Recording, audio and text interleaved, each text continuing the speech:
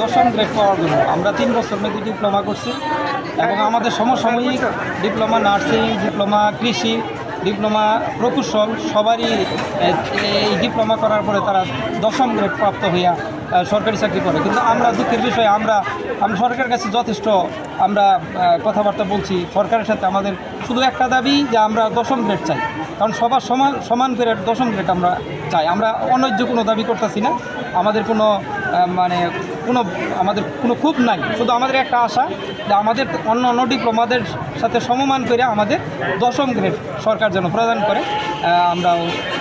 আমাদের কোনো অন্য কোনো আর কোনো আমাদের উদ্দেশ্য নাই। আমরা কোনো আমরা এইটা প্রোগ্রাম সরকারের কাছে আমরা অনুরোধ যে আমাদেরকে 10ম গ্রেড দেন, আমরা ন্যায্য দাবি আমাদের 10ম গ্রেড। আমরা স্মারকলিপি দিছি, আমাদের যে কর্তৃপক্ষ আছে ওনা আমাদের যে উপজেলা স্বাস্থ্য কর্মকর্তা স্যার ওনাকে আমরা স্মারকলিপি দিছি এবং আমরা বিভাগীয় পর্যায়ে। এবং আপনাদের কর্মবিরতি কতক্ষণ থেকে কতক্ষণ পর্যন্ত চলে? 8টা থেকে 12টা বন্ধ। আজকে থেকে কি শুরু হয়েছে না? আমাদের আরও আগে 30 তারিখে ছিল এবং কালকে আমাদের পূর্ণ শাটডাউন থাকবে, পূর্ণ শাটডাউন থাকবে। দাবি না মেনে নিলে আমরা হ্যাঁ